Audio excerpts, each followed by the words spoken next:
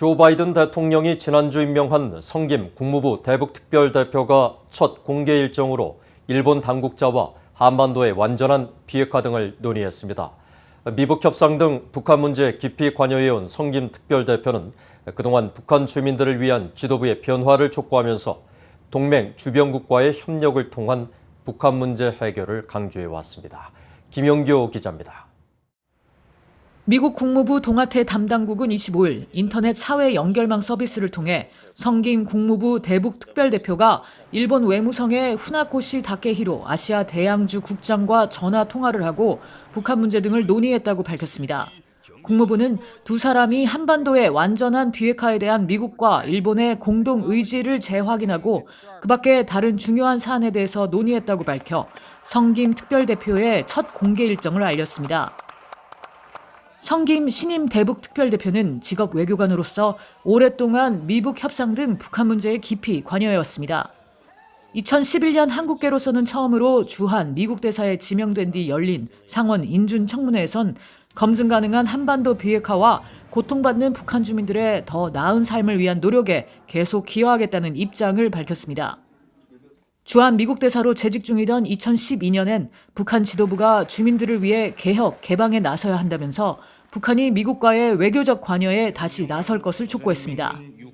We have made very clear to North Korea, both publicly and privately, that the U.S. remains open to diplomatic engagement, to dialogue.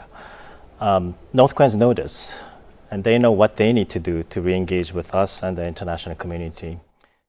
오바마 행정부에서도 대북특별대표를 맡았던 성김 대표는 2015년 하원 외교위원회에서 열린 북한 소니 해킹 청문회에선 미국의 대북 정책을 설명하면서 북한의 무책임한 행동에 책임을 묻기 위해 동맹 협력국과 함께 노력하고 있다고 강조했습니다. Policy on the DPRK across the board, one which seeks to work with our allies and partners to increase the cost to North Korea of its irresponsible behavior, to sharpen the regime's choices, and to persuade the DPRK peacefully to abandon its nuclear weapons program, respect the human rights of its people, and abide by international norms and obligations.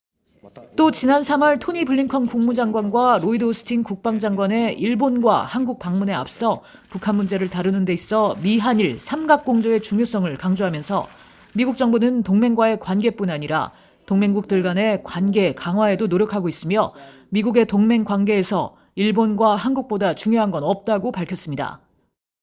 이런 가운데 한국 외교부는 노규덕 한반도 평화교섭본부장과 성김 대북특별대표가 한반도 이슈 등을 논의했다고 밝혔습니다. 두 사람은 지난 22일 전화통화를 통해 한반도의 완전한 비핵화와 항구적 평화 정착이라는 목표 달성을 위해 외교와 대화가 필수적임을 재확인하고 한미 정상 간 협의 내용이 조기에 이행될 수 있도록 관련 사안 협의를 적극 추진하면서 가급적 이른 시일 내에 차기 협의를 하기로 했다고 한국 외교부가 밝혔습니다.